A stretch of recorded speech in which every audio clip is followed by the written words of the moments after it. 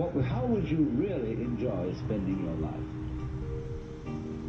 Well, it's so amazing. As a result of our kind of educational system, crowds of students say, well, we'd like to be painters, we'd like to be poets, we'd like to be writers, but as everybody knows, you can't earn any money that way. Or another person says, well, I'd like to live an out-of-doors life and ride horses. I said, you want to teach in a riding school? Let's go through with it. What do you want to do? When we finally got down to something which the individual says he really wants to do, I will say to him, you do that. And forget the money. Because if you say that getting the money is the most important thing, you will spend your life completely wasting your time. You'll be doing things you don't like doing in order to go on living, that is, to go on doing things you don't like doing, which is stupid. Better to have a short life that is full of what you like doing than a long life spent in a miserable way. And after all, if you do really like what you're doing, it doesn't matter what it is, you can eventually you could eventually become a master of it. It's the only way to become a master of something, to be really with it. And then you'll be able to get a good fee for whatever it is.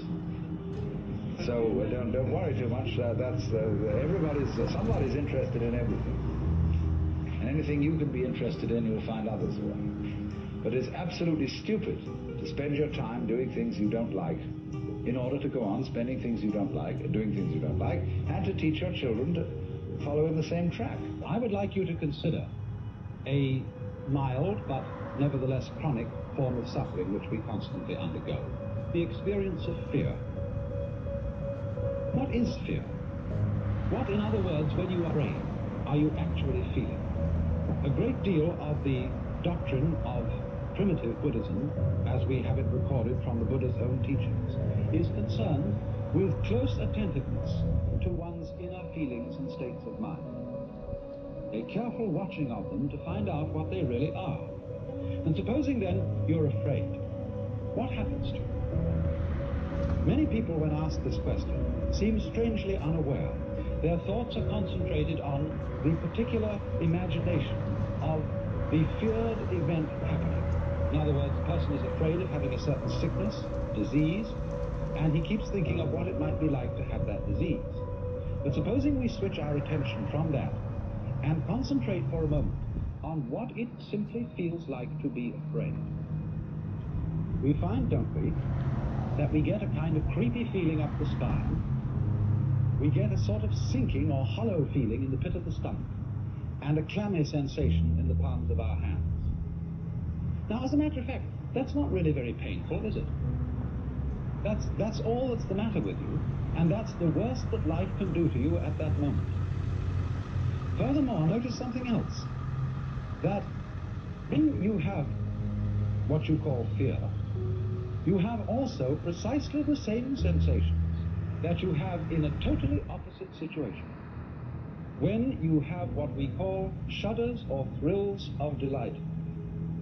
They are the same shudders, the same trembles, sometimes even the same creepy feeling up the spine, the same sinking feeling in the pit of the stomach, that a very profound, positive emotional experience can excite. So that we find that our feelings depend for their valuation as to whether they be positive or negative, very much as to the context in which they occur. As an illustration of this, I might turn to a very extraordinary work of art. It is a sculpture of Saint Teresa by Bernini.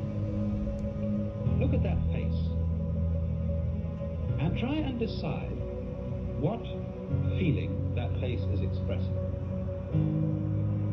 Is it agony? Is it a rapture of delight which would, as we say, cause one almost to swoon? What is it? Actually, if you look back and see the whole scene, you will see that the saint is confronted by an angel who is piercing her with a dart.